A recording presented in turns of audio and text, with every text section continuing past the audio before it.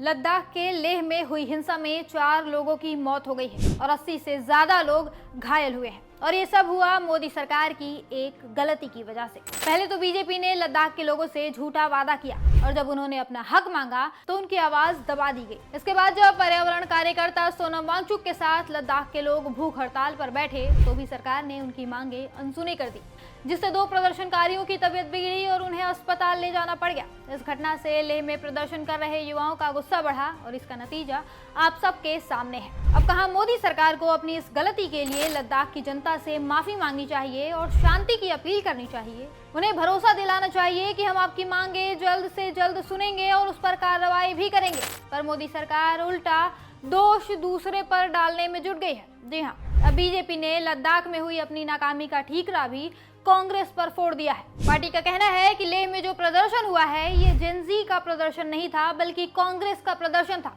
इसके पीछे ये लोग ये बहाना दे रहे हैं कि लेह में प्रदर्शन कर रहे युवाओं में कांग्रेस पार्षद स्टैनजिन सेपांग भी शामिल थे। बीजेपी ने ये झूठ फैलाने के लिए प्रेस कॉन्फ्रेंस भी किया, हालांकि उनका ये झूठ ज्यादा देर तक टिक नहीं सका। इसकी पोल सोनम वांगचुक ने ही खोल दी। सोनम ने बताया कि कांग्रेस के पार्षद इसलिए प्रदर्शन में गए थे क्योंकि उनके ही गांव के वे 2 लोग थे जिन्हें अस्पताल में भर्ती कराया गया। सोनम वांगचुक ने साफ कहा कि इस प्रदर्शन में या लेह में हुई हिंसा में कांग्रेस का कोई हाथ नहीं था, ये सिर्फ और सिर्फ युवाओं का गुस्सा था मोदी सरकार के प्रति। इसका मतलब है कि बीजेपी यहाँ भी झूठा प्रोपेगेंडा फैलाकर अपनी गलती छुपाने की कोशिश कर रही थी, लेकिन फेल हो गई। जान लीजिए कि लद्दाख में पिछले कई सालों से लगातार आवाज उठाई जा रही है, मांगे उठ रही हैं पूर्ण राज्य की, लेकिन मीडिया से ये खबरें गायब थी क्योंकि मोदी सरकार नहीं चाहती थी कि इसके बारे में देश को पता चले।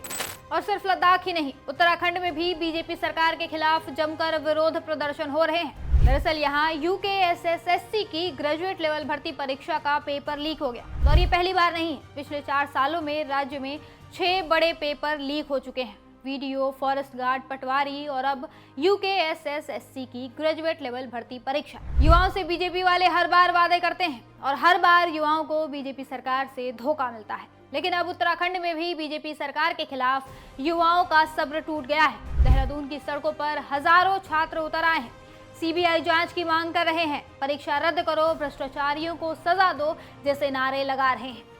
इसी तरह से असम में भी लोगों के अंदर गुस्सा है। दरअसल 1 सितंबर 2025 को मोदी सरकार ने इमिग्रेशन ऑर्डर निकाला जो CAA का नया अवतार है।